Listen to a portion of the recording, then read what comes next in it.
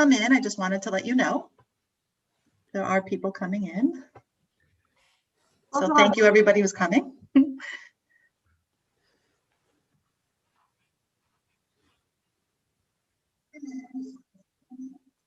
Tu m'entends?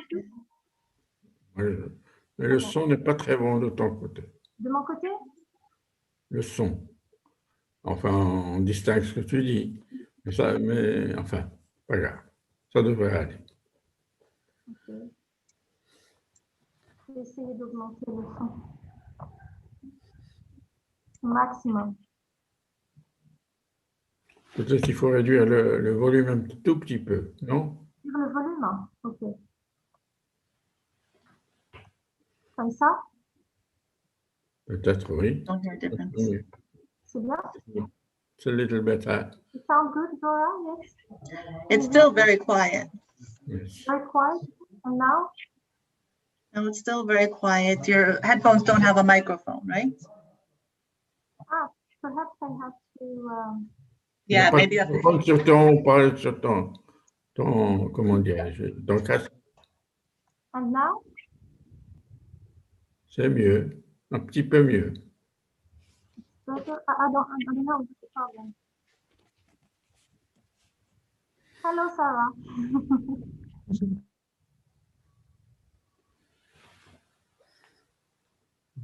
Thank you all for coming, those who are here and joining us. Thank you. Oh, okay. We have Dahlia in the background making sure whoever's attendees are not panelists, so thank you, Dahlia. Nobody sees her.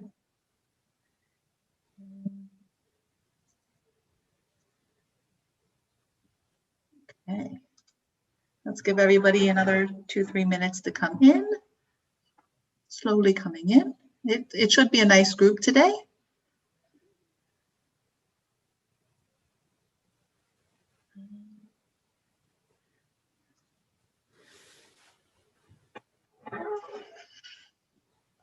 Where are you right now, Abdou?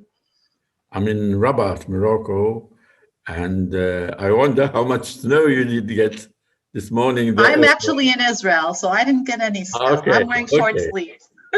Well, on the BBC this morning, they said that in New York, they had a lot of snow these last days and so on. So I was wondering, but yes, luckily, you don't need any warm clothes for the moment. No, but my son did get snowed in New Jersey. Okay, So. easy. Okay. And Brahim, where are you? I'm in my office in Massachusetts. So did you also get a snowstorm or? We got like 8 inches of snow. That's a snowstorm. Yeah, it is. I had to clear the cars and stuff. So. I remember that. I don't miss it. Oops. Hold on. Is it cold where you are, Vanessa, or is it? No, it was freezing last week. This week it's just raining. Okay. But it's I don't even need to wear a coat to go outside, so that's fine. That's nice. Yeah, great. I mean, it'll change again, but I'm enjoying these couple days that are okay, at least for a little bit. Hello, Marcel. Let me ask a quick question before we Bonjour, begin. Marcel. Hello. Hi. You're going to be moved over to attendees. Nicole Cohn-Adad, is that somebody from your group? Nadia? Who? Nicole Cohn-Adad? Nicole? No, I don't know. No. Okay. No.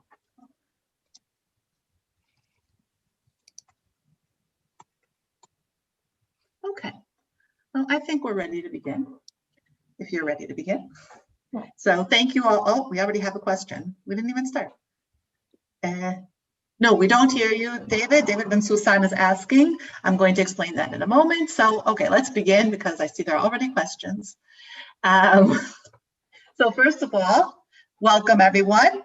And thank you to Nadia for helping to put this together. Nadia is the editor of the book that we're going to be talking about today. And these are 3 of the contributors. I will introduce them separately. They will be speaking in English, although the book is in French. So keep that in mind. Just some technical things. At the beginning, we ask everybody's going to be attendees, so you will not be able to open your microphones or your cameras. However, about halfway through, we will open them up so that you can ask questions and participate. We do ask, obviously, you not talk over each other. In the meantime, if there are urgent things, please do put them into the chat or the Q&A, and we will be monitoring those. So just keep that in mind. So to give you a basic structure of what's going to happen, we will have Nadia presenting an overview of the curation of the book, as we've discussed. And then each of the contributors who are here with us today will say a little bit about what they did for this publication, as well as what they do in their bigger life. And then we'll have a little back and forth between them, and then a bit bigger back and forth between everyone, hopefully. So I hope that sounds good to everyone. And so let's start with the formal introduction. Today we have the pleasure of welcoming 4 distinguished presenters, the editor and 3 contributors to the book, Vue du Maroc Juif, Forme, Lu, let's see. Did I do that okay? Yeah. Well, I had my French test the other day, so hopefully. Views of Jewish Morocco, Shapes, Places, and Stories. Views of Jewish Morocco is a multidisciplinary collective work that examines the memory of Moroccan Judaism through autobiographical narratives, testimonies, artistic experiences, and critical writings. These contributions weave an unprecedented set of texts and works of art, accumulating temporalities around memories of a world lost forever, of a Morocco that the young do not know, and which this book proposes to revisit in a pluralistic manner. The whole leads to a reflection on the scope today of maintaining the memory of Moroccan Judaism. This book should be of interest to all who have an interest in the history of 20th century Moroccan Judaism, in contemporary arts and their investigations of history and archives, and finally, an autobiographical literature around exile and memory. Just so everybody knows, it's available right now in French from the Le Fennec website, which is in our Zoom link. So hopefully you've seen it. So now we're going to begin, like I said, with Nadia. So academic and independent curator, Dr. Nadia Sabri, is president of the Moroccan section of AICA, which is the International Association of Art Critics. Nadia Sabri has built projects around art and societal issues over the course of the last 15 years. She conceives artistic projects as a driving force, combining research, demonstrative processes, and experiences. Nadia Sabri has written and directed several research projects and publications on contemporary art and its relationship to socio-political issues such as cities, exile, or even artistic commitment. In 2015, she founded Exile's Paradigm Fertile, a multidisciplinary platform for reflection and creation around the issue of exile as a creative and evolutionary paradigm. Dr. Nadia Sabri is an associate professor of education in the Department of Education at the Mohammed V University in Rabat. In addition to her numerous articles, she has curated exhibits in Brussels, Boston, Berlin, Rabat, and at the Museum of Moroccan Judaism in Casablanca. I had to put that in specifically to make sure everybody in our audience knows that there is a Museum of Jewish Heritage in Casablanca, an important point. In 2019, she was a Fulbright Scholar in Boston. And with that, I will let Nadia, who everybody came to see, not me, so we will let her take over. Thank you. Thank you, Dora, first for inviting us to present the book. I suggest that we do the PowerPoint presentation in the same time. If you can, Dora. Oh, okay. Sorry. I thought you were starting something else. My apologies, it's all on me. Give me a minute. Okay.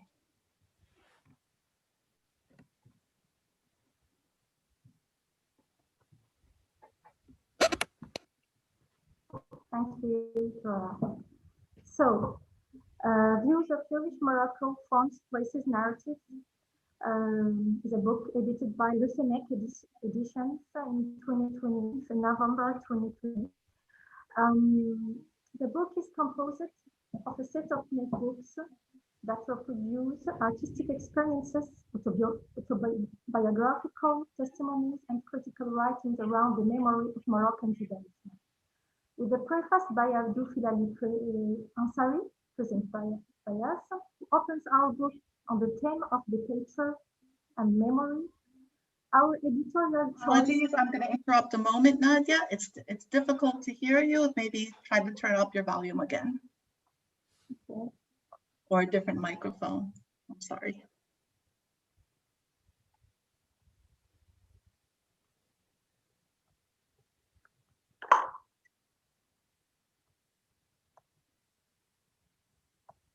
Is that better?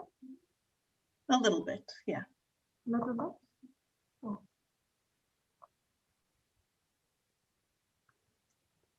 So with the preface with Abdou Filaly Ansary, who opens our book on the theme of departure and memory, our editorial choice has been to involve the artistic and literary process as the investment and reactivation of memory through form, place, and history.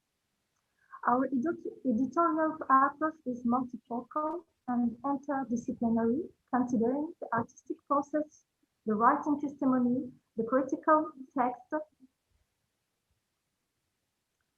and the archive as catalysts that create through their formal language possibilities to evocation of dynamic memory sequences around the object, gesture, and symbol of Jewish heritage in Morocco. We have indeed designed this book as an artistic process composed of several notebooks bringing together literary writings, criticism, and artistic experiences. These notebooks are, however, supplemented by the evocation and the new semantic which connect them: memorial stories, testimonies, analyses, critical glances on artistic projects, images of the personal and family archives of the authors, visual documentation, and artistic works.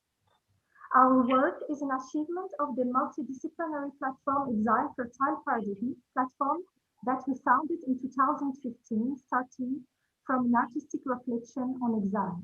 This work culminated in 2016 in the Exile exhibition at Bab el-Wah National Gallery in Rabat, and in the colloquium Morocco Land of Exile held at the National Library of the Kingdom of Morocco. And between 2016 and 2017 in the exhibition Exile at the Museum of Moroccan Judaism in Casablanca. A highlight which gave rise to artistic projections and scenographical format in resonance with the place and with the collection of ethnographic objects from the museum. This exhibition takes an important place in this book, of which forms the iconographic heart which resonates with the text. Fill in the blanks of history. One of the speaking aspects of exile in contemporary Moroccan history is the massive and precipitous departure in the 20th century of the Jewish population installed in Morocco for 2 millennia. The figures now speaks of 2,000 Moroccan Jewish living in Morocco.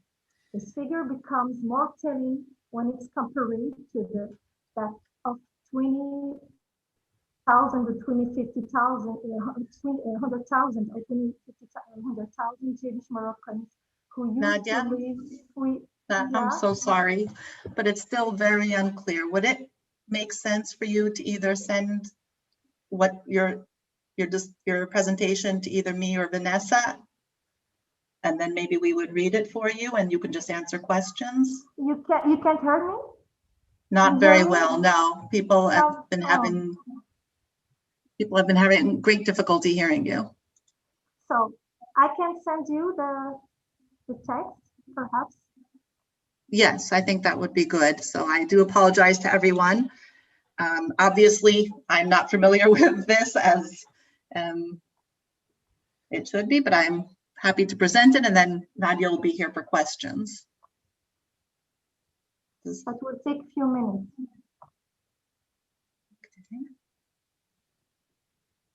Do you want to put up one of the videos first of the presentations? Yeah. So some of the artists, two of the artists actually prepared presentations about their works, and Nadia is going to be sharing them with us now. So that will, while she's sending me, we're all working out some of the technical issues, and I appreciate everybody's patience because I know it's frustrating. But she can share the presentations in the meantime. No. No. No.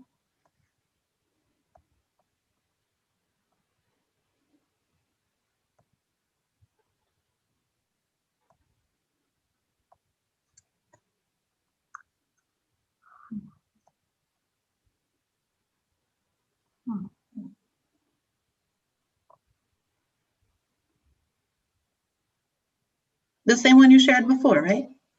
I just have to find it.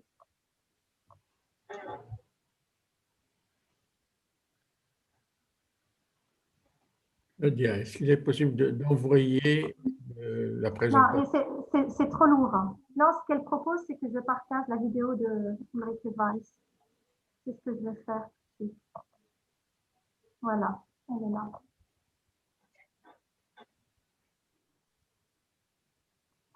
Est-ce que c'est OK? You sent it to me? Yeah. It's okay.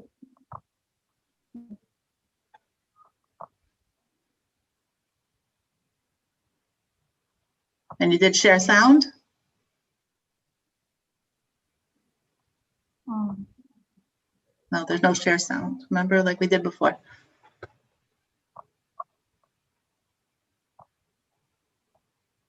I don't really know. Perfect. Many years later, during my artist, If you can go to the beginning again, so we can start again. Okay.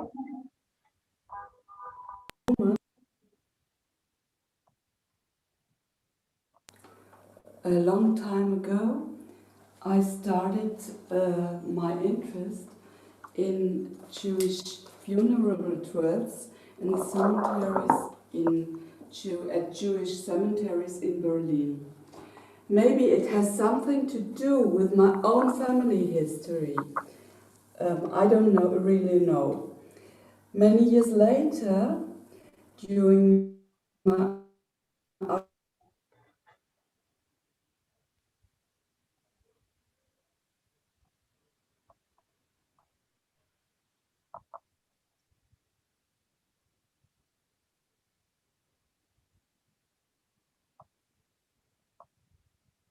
No? mystical smile and her kind character, which reminds the Mona Lisa of the Renaissance. In 2015, during a visit with Nadia Sabri in Jewish Museum in Casablanca, we reflected the subject of exile in general and its multiple forms.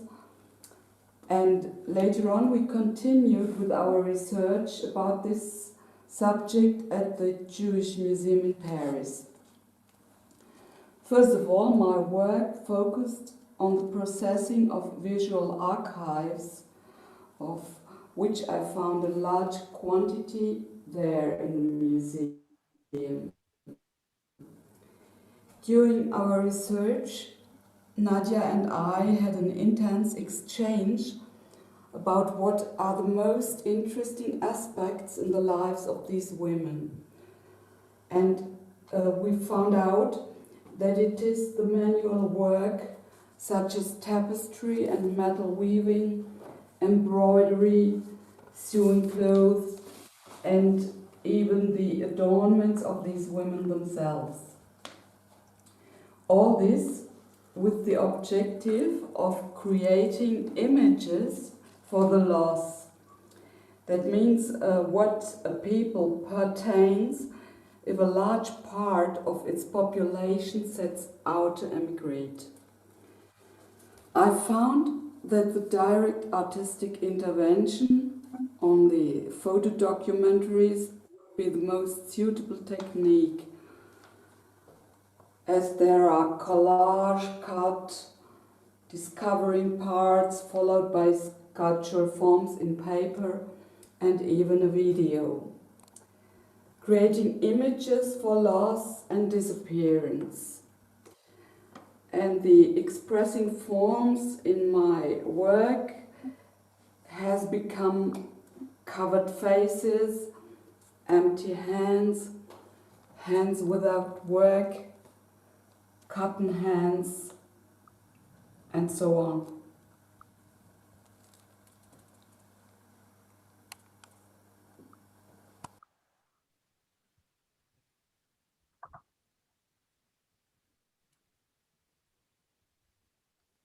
Okay. Okay.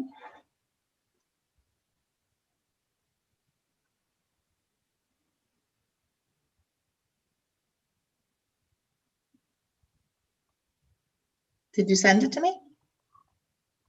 I'm doing that. Oh, okay. So maybe we'll do Nadia's presentation at the end. Yeah. I think And we'll, it would be a good idea. okay. So let me, I'm ending up talking more now, but I'm going to introduce Dr. Vanessa Paloma Elbaz, who I've known for a while already, and I'm very proud to have known her because she is an amazing person. Sorry, I don't know the rest of you, so I can't, I'm sure you're all amazing, but I know Vanessa, very amazing.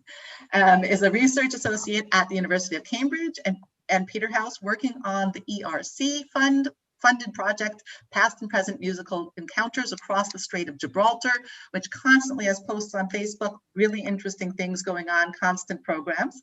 She is concurrently a Marie Curie scholar at the Sorbonne on a project about Sephardi song manuscripts and repertoire mobility, a former senior Fulbright research scholar to Morocco. She founded and directs Hoya, Jewish Morocco Sound Archive, to collect, classify, and digitize Jewish Moroccan sounds and oral histories.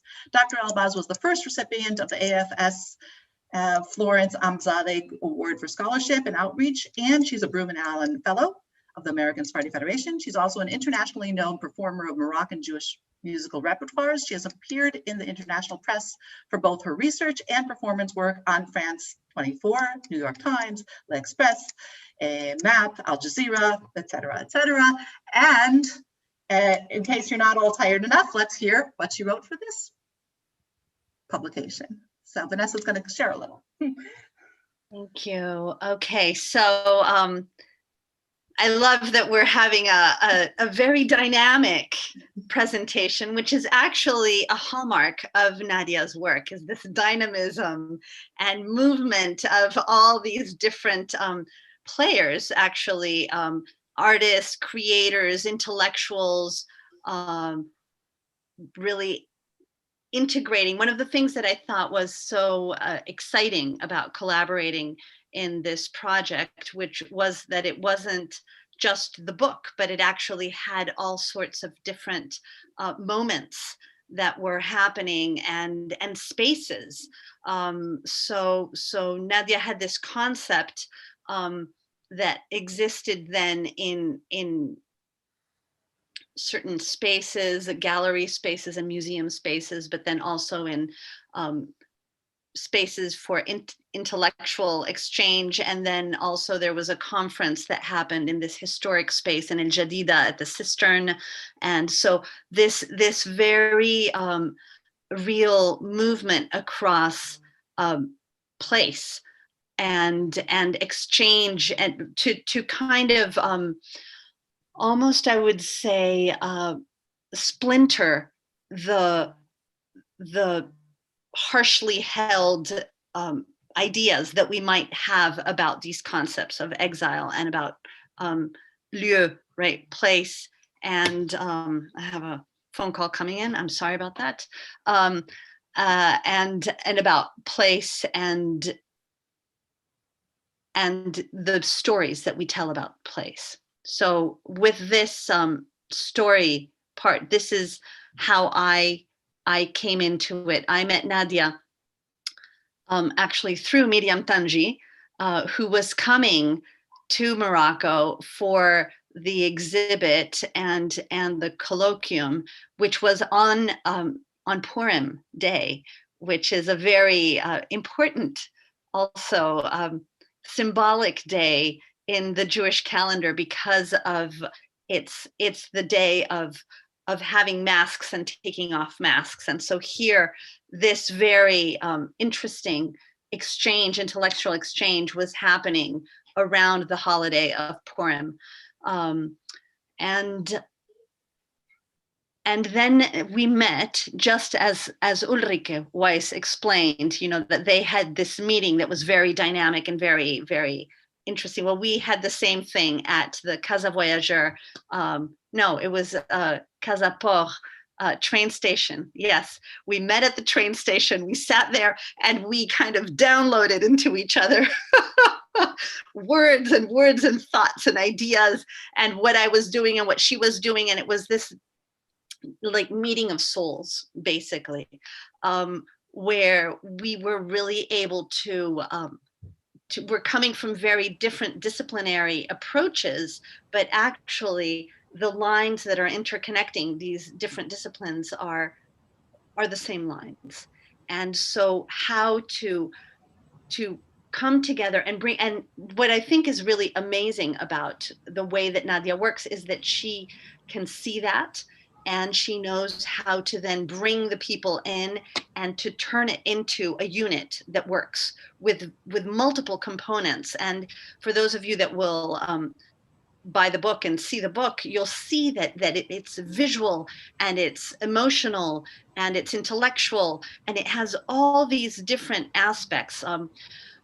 I wrote 2 essays for the book. One of them is on the exhibit at the Jewish Museum of Casablanca. And it was around this idea of the exhibit. The exhibit had 2 aspects that really struck me. One of them was the fact that it was in the Jewish Museum itself, which is a space of exile almost, but that in its history, this space actually used to be a home for orphans. And it's almost as if Morocco has been orphaned of its Jews. And so that aspect of orphanhood and of missing and of having these objects, the objects that you take when you're on exile, you carry one object or 2, you choose those objects and then you take them. And so there were aspects of that in the museum that I thought were very, very poignant. And the other element that really struck me was the fact that many of the pieces were interspersed into the museum collection. So there were some vitrines, I'm thinking of the word in French now, exhibit spaces, I'll just say, that had traditional metal chanukiyot from the 19th century and megillot, and then all of a sudden you looked a little bit closer and you saw this contemporary piece that was part of the exhibit. It's part of this exhibit that's a visiting exhibit, but it's actually in the middle of all these other pieces. And this is part of Nadia's concept, which I thought was so incredibly powerful, because it's this element of this new moment of connection to this rupture in history. The other piece that I wrote is about women's spaces and the home of a family in Tangier, where there was a woman who was 100 years old carrying on the rituals and the behaviors, the performativity of her female ancestors, and the anxiety that she had that these rituals and that this way of being continue existing, because she was the last link in Morocco, and that after her passing, this link would be gone. Well, however, her niece took the nameplate off of the door of the house and carries it with her today, almost as if the whole household collapsed into her handbag. She carries it in her exile in Marbella, but there she is with her ancestral home in her house. So that's, I'll stop talking here. These are my contributions, and I'm really looking forward to speaking a little bit more with the other writers and Nadia and the audience. Thank you. I think Vanessa, your second text about the Benguigui family was the content of your conference in Institut Cervantes of Casablanca, and that was our first meeting together for this Joseph Ginestar exhibitions. And it does a really amazing conference about this Alia Benguigui and her history. And I think that was really a very important moment in exile projects. Yes, it was interesting also because it was an exhibit that happened at the Cervantes Institute, right, in Casablanca. And Alia Ben Walid comes from the Jews of northern Morocco. And so her language is the Haketiya, Moroccan Judeo-Spanish. She's a descendant of Rabbi Yitzhak Ben Walid, which is the big tzaddik of the north, and has this kind of line of holiness coursing through her and that I remember very clearly, because that presentation, the day of that exhibit was on my birthday. And so it was like a birthday party for me also. So all these, the public and the private kind of intermingling. So that was beautiful. We're going to go to Brahim El Guabli. Guabli? Did I pronounce that correctly? Oh, you're on mute, so I hope I pronounced that correctly. He's an assistant professor of Arabic studies and comparative literature at Williams College. We just talked about that they only had 8 inches, not like the 1.5 in New Jersey. His first book manuscript is entitled Moroccan Other Archives, Berbers, Jews, and Political Prisoners, Rewrite the Post, 1956, Moroccan Nation. He is at work on a second book project entitled Saharanism, Saharan Imaginations from Mild to Wild. His journal articles have appeared in Interventions and the Cambridge Journal of Post-Colonial and Literary Inquiry, among others. He is co-editor of La Malif, Critical Anthology of Societal Debates in Morocco during the Years of Lead, which is forthcoming with Liverpool University Press. So good luck on that. And Refiguring Loss, Maghrebi and Middle Eastern Cultural Production Remembers Jews, which is forthcoming with Pennsylvania State University Press. And good luck with that one as well. And he's going to share what he, again, with all these things coming out, he still had time to share with this publication. So we looking forward to hearing. Yes. Well, thank you, Dora. Thank you, Nadia. I really would like to thank Nadia for working on this project. And I'm like a latecomer to the project. And as Vanessa said, it was like an act of serendipity and randomness. We met in Berlin at this huge conference on Jews and Muslim lands in 2017. Nadia was just one of the people attending our panel, and she asked me some questions and we became friends. And then from there, the rest of history, and Nadia is like one of my favorite people to work with. For the work that Nadia did with this book, I think that it's just phenomenal. And I think that it's both an important and necessary intervention. Important in the sense that it's really something that delves into a topic that's on the minds of Moroccans everywhere. Wherever you go in Morocco, whether you go to cities, villages, little towns, the Jewish dimension of Morocco is always there. All you need to do is just like have a reason to bring it up, and people will share stories with you. And they believe that stories are what give life its meaning. And moving from stories that are being told by people, like just in conversations, and also moving to stories that are being told in more crafted ways, in the sense that in culture production, meaning in literature, art, cinema, and other media that mediate memory and mediate history and the past. And Morocco is witnessing all of this. There is a lot of a lot of things happening in social memory. There is also a lot of things that are happening in cultural memory, in the sense that there is crafted stuff going on. And it's also a necessary intervention, because we are at this moment in which a lot of the people who carry Jewish memory of Morocco are dying out. And so works like this are really important to kind of like serve as a moment of reflection for people to remember, and not just to remember, but also to go forward with projects that can preserve, restore, and really in productive ways. And I think that Nadia's project is one of these books and literary and artistic works that can create or catalyze, that can serve as a catalyst for that kind of work.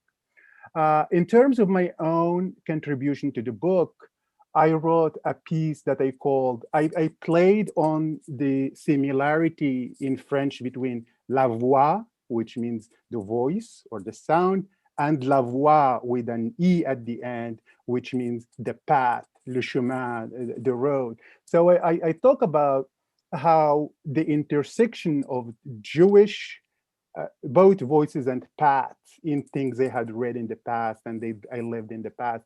I grew up in a house that overlooked a Jewish saint in the south of Morocco, and for me, there was no distinction really between this Jewish saint and the Muslim milieu in which it existed, because when the cow was sick, when somebody needed some divine intervention, we used to take like candles and lit them at this saint. Like his name is Sidi Baruch, and Ait Baruch is right there. But at the same time, during high holidays, these people would show up. They're never there during the year, but then they will show up in their cars. And then all the place would be lit up, and you would hear this language I didn't understand at that time. I didn't know what it meant. It's just like Udain. Udain in Berber means Jews. They arrive in their cars, and they remember that there was this big gray truck that they used to bring. And then as children, sometimes we would happen to be around, and one of these guys would come and say, "Can you please go get Sidi Bullah?" Sidi Bullah was the guard who had the key to these little tiny rooms. So we would run and like try to find Sidi Bullah. The Jews are here, Sidi Bullah, come. And then he would come. And so for me, that's really something important, because until that point in time, I didn't understand, first of all, like why Jews left. I had no idea that Jews spoke Arabic and Berber and French, and that there is this multilingualism that I missed. So it took years for me to come to the realization of the processes that lead to all these transformations that I lived in my own childhood. And also, like just 1 kilometer away from my village, from my house, there was also this old Jewish cemetery that I don't know the history or anything, but it's still there today. It's kind of like restored. So I reflect on these moments between a Jewish saint, a Jewish mellah that had no Jews, and a Jewish cemetery that's still there. And I think about toponymies, place, memory. And then how when I became a teacher in the High Atlas Mountains, again, I lived the same stories, but this time there is a school, there is an old synagogue and a mosque, and they made this triangular space that they had to go through every day, and just see these old people taking care of a space of a Jewish synagogue. That from time to time, some people would show up and say that we're Jewish, and this guy would like take them around and they look at the ruins of that place. So to me, these are really all important coordinates of a past, of stories to be told, to be reconstructed, to be thought about, and also think about what they do to our sense of Moroccanness, of what we consider familiar and unfamiliar.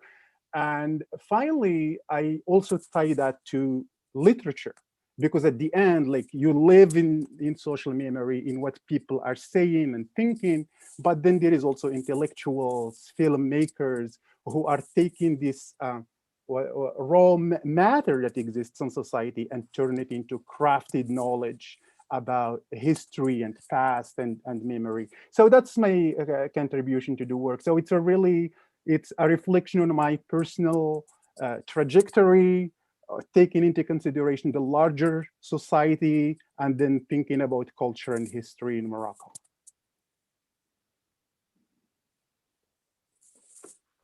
Sounds wonderful. Thank you.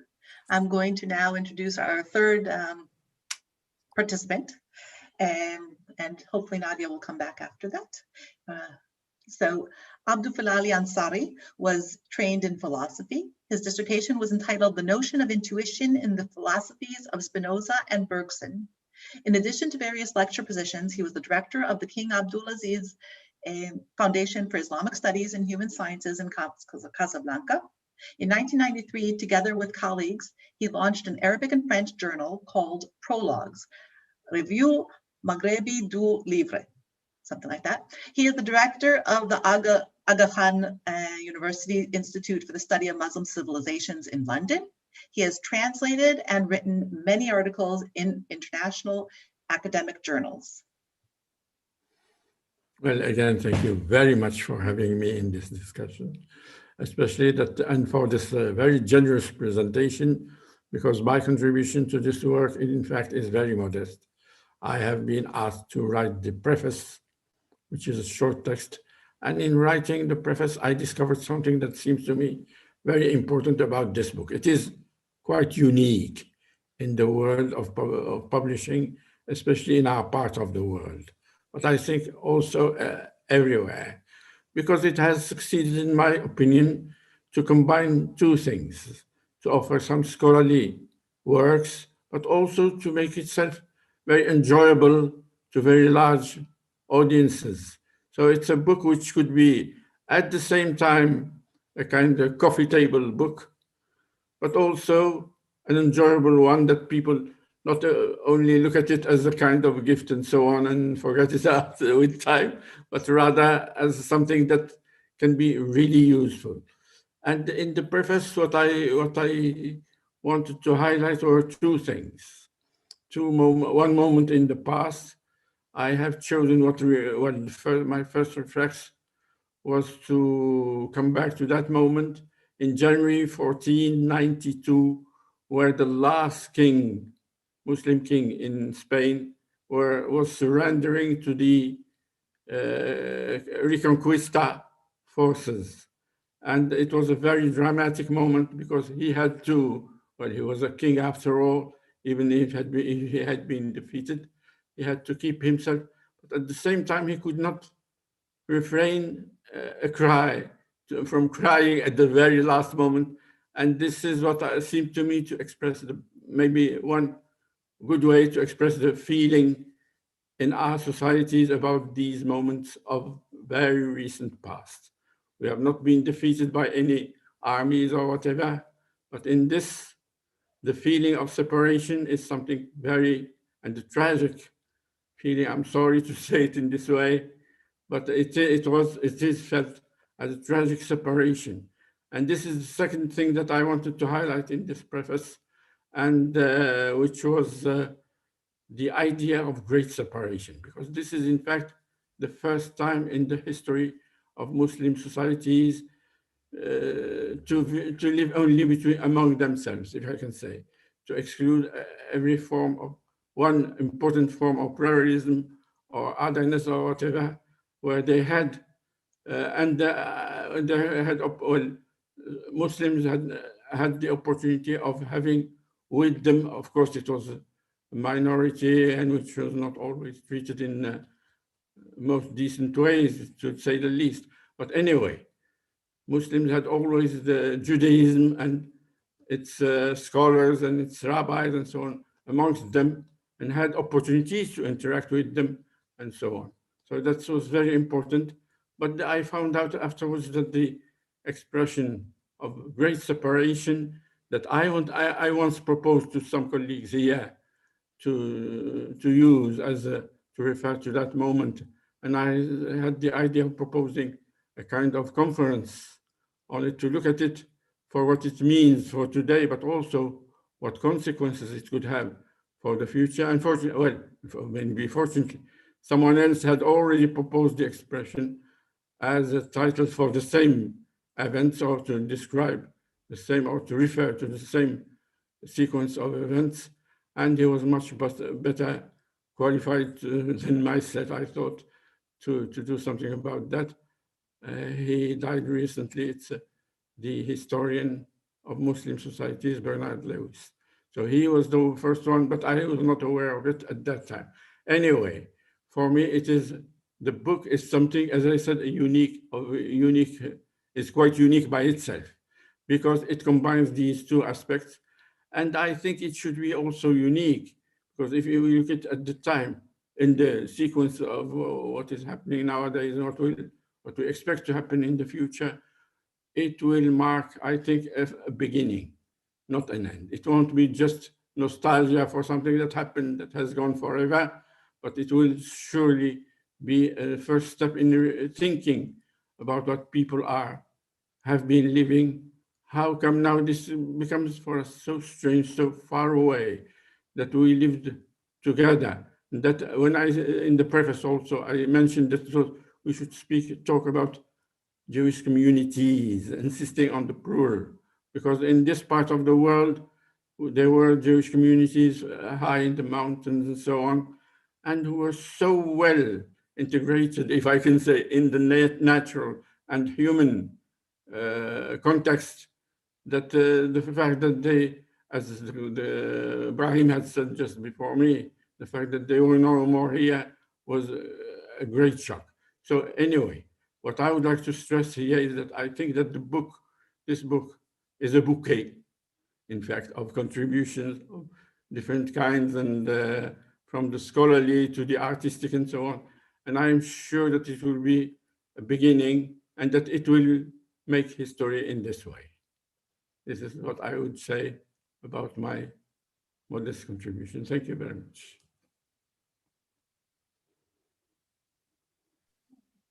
Well, we do apologize for our technical difficulties at the beginning. So I hope that you'll stay with us, because we do have Dr. Paloma Elbaz presenting Dr. Sabri's presentation. And I will be showing her visuals, and they're definitely worth staying for. And unfortunately, we will have to go 10-15 minutes over in order to allow for questions. So I do apologize, and thank you, Dr. Paloma Elbaz, for agreeing. And I'll hand it over to you. Great. Okay, so looking forward to reading this text. Views of Jewish Morocco, Forms, Places, Narratives is composed of a set of notebooks that reproduce artistic experiences, autobiographical testimonies, and critical writings around the memory of Moroccan Judaism, with a preface by Abdou Filaly Ansary, who opens our book on the theme of departure and memory. Our editorial choice has been to involve the artistic and literary process as a reinvestment and reactivation of memory through form, place, and history. Our editorial approach is multifocal and interdisciplinary, considering the artistic process, the written testimony, the critical text, and the archive as catalysts that create, through their formal language, possibilities of evocation of dynamic memory sequences around the object, gesture, and symbol of Jewish heritage in Morocco. We have indeed designed this book as an artistic process composed of several notebooks, bringing together literary writings, criticisms, and artistic experiences. These notebooks are, however, supplemented by the evocations and the new semantics which connect them: memorial stories, testimonies, analysis, critical glances on artistic projects, images of the personal and family archives of the authors, visual documentation, and artistic works. The multidisciplinary platform Exiles, a fertile paradigm. Our work is an achievement of the multidisciplinary platform Exiles, fertile paradigm, platform that we founded in 2015, starting from an artistic reflection on exile. This work culminated in 2016 in the Exiles exhibition at the Bab Rouh National Gallery in Rabat, and in the colloquium Morocco, Land of Exiles, held at the National Library of the Kingdom of Morocco. And between 2016 and 2017, in the exhibition Exiles at the Museum of Moroccan Judaism in Casablanca, a highlight which gave rise to artistic productions and scenographic formats in resonance with a place and with a collection of ethnographic objects from the museum. This exhibition takes an important place in this book, of which it forms the iconographic heart, which resonates with the texts. Fill in the blanks of history. One of the speaking aspects of exile in contemporary Moroccan history is the massive and precipitous departure in the 20th century of a Jewish population installed in Morocco for 2 millennia. The figures now speak of 2,000 Moroccan Jews living in Morocco. This figure becomes more telling when it is compared to that of 250,000 Jewish Moroccans who used to live in the country in the first half of the 20th century. Today, Morocco is in a profound dynamic over its Jewish memory. Morocco's 2011 constitution establishes a clear legal framework around the Moroccan identity, nourished and enriched by its Hebrew component. Numerous achievements attest to the assertion of this identity. Thus, the restorations of synagogues and cemeteries set up by the Judeo-Moroccan Cultural Heritage Foundation. Likewise, the creation in the Slatatiya synagogue in Essaouira of Beit Dakira, the House of Memory, a cultural and museum space dedicated to the preservation of memory, amongst others. At the same time, the Jewish Moroccan memory fact is supported by artists and intellectuals in projects, editions of books, films, artistic works, which demonstrate the involvement of Muslim civil society in its heritage and its Judaic memory. Writing history. There is no central point in the writing of history. There are circumferences to draw in the face of multiple narrative possibilities. Telling the past relates to our own point of view and our current outlook. This is how the plural narratives of Moroccan Judaism that we shape in this book evoke historical events and dates, as well as imaginary narratives buried in representations of temporalities and geographies that have resisted erasure. They are the expressions of desire for restitution of places, forms, and memorial stories. Our ambition in this collective book is to put into action the dynamics of memory beyond the objective fact and the number, and this to let emerge a memory of forms and the sensitive. The artistic form, the trace on the place, the underlying story are in this present work complementary and equal elements in their respective evocations of the deep structures of the past. Remembrance and exilic movements. Memory is complex in its reminiscences, regressions, and sequential movements. Our approach in this book focuses on memory through the expression of forms, places, and stories that a set of authors and artists weave into a set of texts and works of art, combining temporalities around memory and loss. Because exile is more than a geographic or emotional movement, it is a historical movement. The loss of the Garden of Eden, or the uprooting of Mother Earth in the sacred texts. So many real stories and legends tell the experience of loss and that of the quest for return as a universal leitmotif, forced or voluntary, physical or psychological, which translates geographic exclusion as ablation, so that so many figures in history and literature have experimented, such as Dante, Averroes, and many others. However, if it is about loss and nostalgia, it is also about the shaping of the field of possibilities in the exilic experience. Exile indeed forces people to reinvent themselves and reinvent their destiny despite loss. Hence, the second hope of this book is to restore the memory, rhythms, and suggest the sequential movements of this memory. Memory is in fact not a block fossilized by the effect of time. It is a living organ in perpetual mutation and resists fixed and uniform expressions. Memory evolves in both digressive and linear sequences. Our memory thus becomes our possibility of reinventing ourselves. The book. Our collective book is an editorial project which constitutes the continuity and maturity of these projects. It reinforces the principle of composition and recomposition of forms, memories, and discourses as a process and methodology consisting in making interrogations and perspectives of a past experience, the postulates of a new approach. Together, artistic projects and writing projects complete with their own tools this kaleidoscope of memory of objects, shapes, words, territory, and temporalities. The artistic notebooks of this work do not have an illustrative role. They present the works created within the framework of the exhibitions. Between 2017 and 2020, I invited authors to freely transcribe their memories about Jewish Morocco. These authors responded with deep texts. They have also taken their visual archives out of drawers to illustrate their personal and family image stories that add a halo of magic to their words. Their voices take us decades earlier to contrasting urban and rural geographies.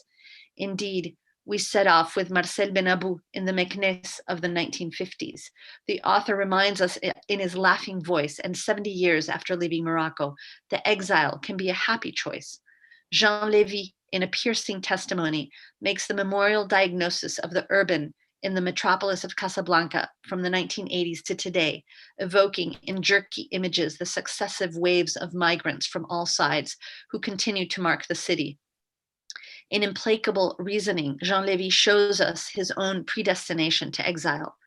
The enchanted voice of Isa Janini crisscrosses Wulid Moumen and plunges us into her family history to appropriately pose the question of language as an active territory of memory.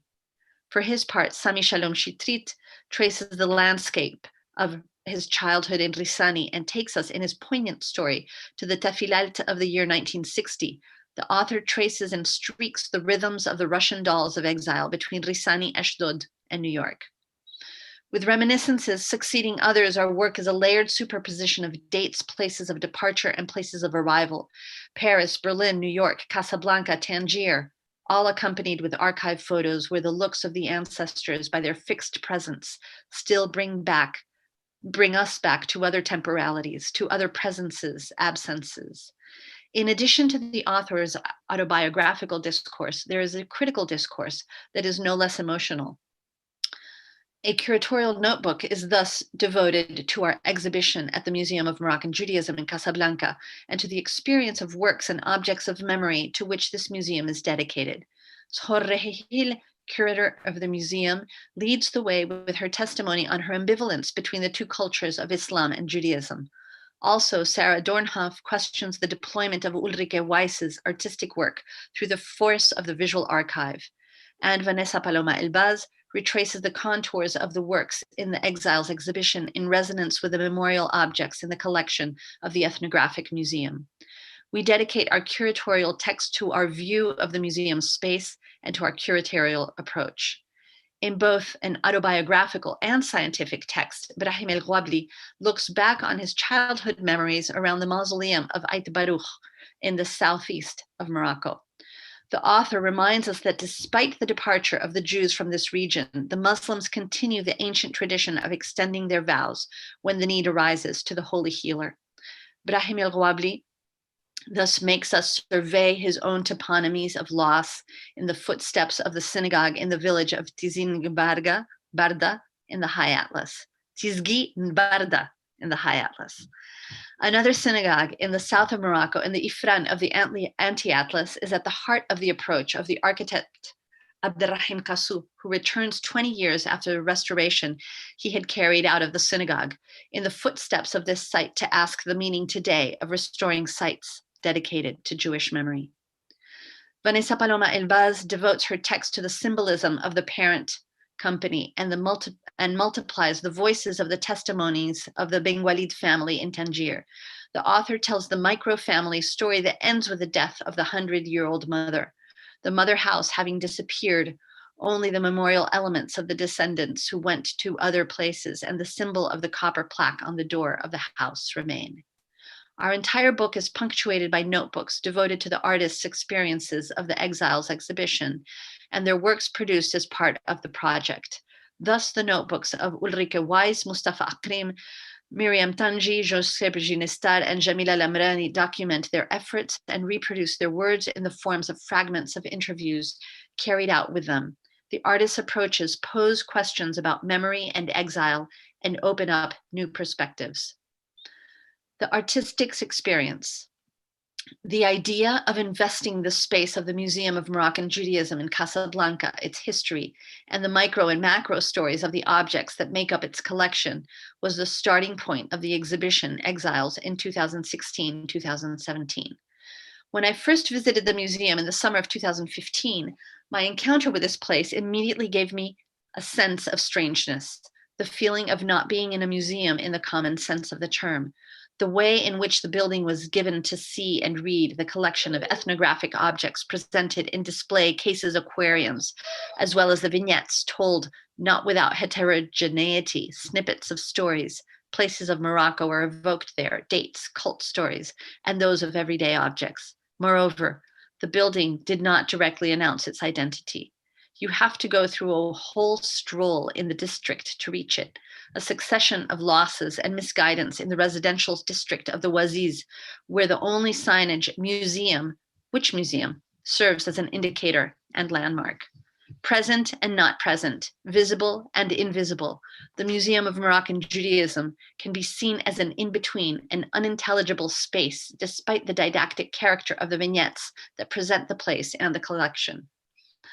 Our approach as curator will be dictated from the start by our perception of the place and this feeling of the first meeting.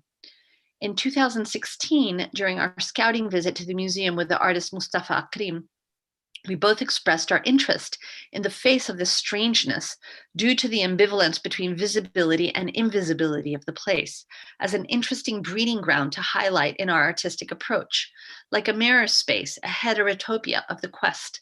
All the artists have invested from their perspectives this stenciled space of absence presence, stories that interact with the narratives of the physical and symbolic entity of this place.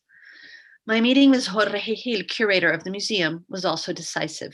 The curator of the Museum of Moroccan Judaism showed a real interest in presenting the Exil project and supported our approach to the end within the walls of her institution. The Museum of Moroccan Judaism in Casablanca is a private ethnographic museum founded in 1997 in the traces of a former orphanage for Jewish children built after the Second World War and restored between 1995 and 1996 by the architect Aimé Cacon. The museum, the result of a collective will, is the work of Simon Lévy, researcher in the linguistics of the Judeo-Arabic dialects of Morocco, activist of the left, leftist activist, and founding member of the Judeo-Moroccan Cultural Heritage Foundation. It is certain that investing this place with an exhibition of contemporary art was not trivial. Like any entry into a space dedicated to an official memory, that of Moroccan Judaism, as told by the museum, and to other related memories behind it, the memory of the place, those of objects collected in the different geographies of Morocco. By sequential movement, this experience was revealing of the capacity of this space to create its own narratives, to write narratives by the junction of artistic works and space, by the combination with objects in the past and differentiated uses. In this approach, our approach was to start from a common territory, a territory metaphor, to develop distinct narratives for each artistic approach. Each intervention was made according to the artist's own perception of the place and of its resonances with a story that remains to be composed. In our common conscious and intuitive approach at the same time, this distancing and narration took place in the sphere of the intimacy of the museum, that is, on its walls, inside its windows, and on the edges and borders of its spaces. The stories have been woven through the artistic use of the ethnographic fragment and the perceived space beyond their scientific and factual values as totem objects that contain their own narratives. Artistic interventions enhanced the expressiveness and the evocative and memorial capacity through intervention in the formal and technical mechanisms of these objects, spaces, and their narratives. Through the sensitive stories are evoked,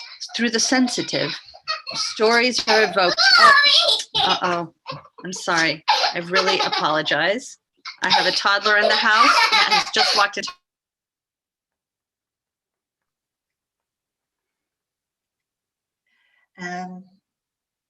Let me see if I can continue. Artistic interventions enhance the expressiveness and the evocative and memorial capacity through their intervention in the formal and technical mechanisms of these objects, spaces, and their narratives.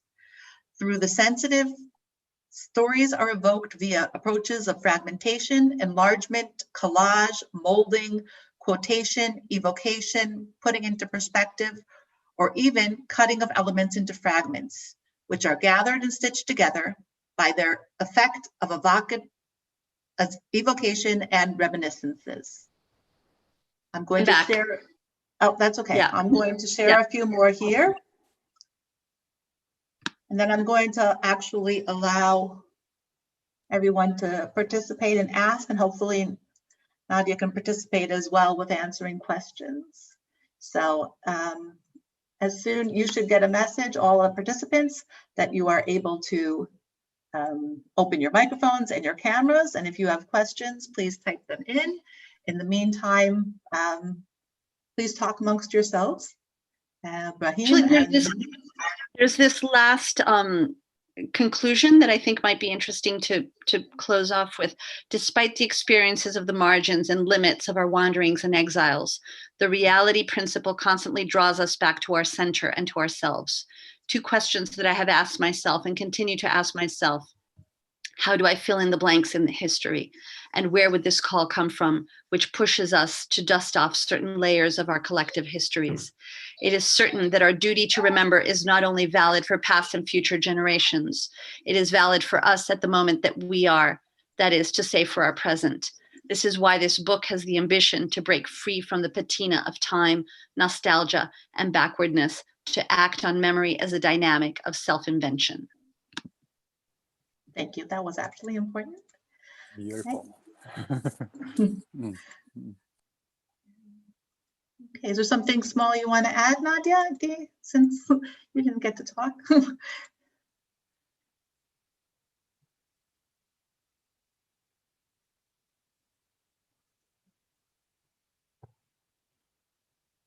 No, you're on mute. You're on mute, Nadia. You're on mute.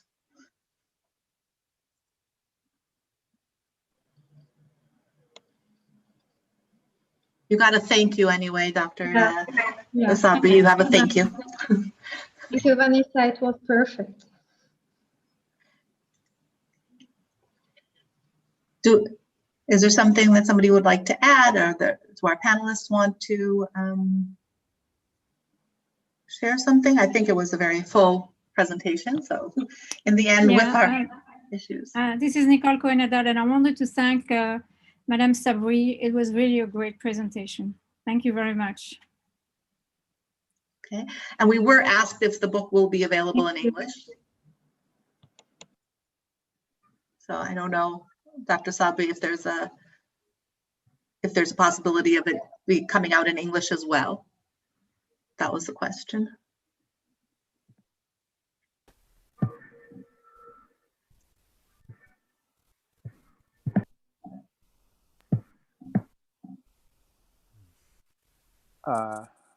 Nadia? Oui, Brahim. Est-ce que le livre sera traduit en anglais? Oh, idéalement, bien sûr. Je pense que ça, c'est un des aboutissements les plus importants pour le livre, puisque le lectorat anglophone est beaucoup plus important quantitativement et aussi sur le plan académique, bien sûr. Ideally, that would be great, because the Anglophone readership is way bigger than the Francophone readership, and so it's very important for the book to be translated. Mais au début, notre projet éditorial était de l'éditer en 3 langues, en anglais, français et arabe. Initially, the editorial project was to publish the book in 3 languages. Mais en raison c'est un livre-objet, c'est un livre qui a demandé beaucoup de moyens pour l'imprimer, parce qu'il y a tout un travail graphique aussi qui est très important, et j'ai dû à un moment donné faire le choix entre de faire vraiment un objet graphique, un livre-objet qui questionne aussi l'imaginaire à travers la lecture ou la traduction. Et donc, dans un premier temps, c'était le choix pour faire un livre-objet. So it's I don't know how to translate a livre-objet, so I would say it's an object book. No. An art book, maybe? What? An art book? An art book. An artifact. An artifact. So, kind of like a coffee table book. So I had to make the No. Yeah. Certainly not the coffee table book. No, an artifact. No, because the interesting thing about it is that it actually has impressions in the, so it's like stamped, and it has it has almost like a topography as well. It's very difficult to see on the, there you can see that there. And so really, and there's pages inside that are smaller and so it really invites the reader to kind of sit with it and Tactile. Effectivement, il y a un travail graphique. La technique sur la couverture, c'est la technique de l'estampage. Et le parti pris graphique a été de faire toute une expérience sur la notion de la marge. Donc, il y a une découpe sur les pages où le texte est vraiment à la lisière de la limite, comme une expérience de la limite et de la marge, qui est l'expérience même de l'exil. Short one should say that probably this is a work of art by itself. The book itself is a kind of work of art. And it was designed artistically to reflect exile itself and the margins, like just the way this, like the cover is stamped and that there are different sections in the book inside, just the way it was conceived artistically, it was intended to reflect both exile and being on the margins of something. Quick question for you, Brahim. Were Jews speaking Berber? Oh yeah, I mean, Berber Jews are a very important category of Moroccan Judaism, and basically all the Jews in the southeast of Morocco were Berbers, and they think the artistic work that comes to mind when we talk about Berber Jews is Kamal Hashkar's film Tenghir Jerusalem, in which he goes to look for Moroccan Jews and then contrast their experiences with those of Muslims who stayed.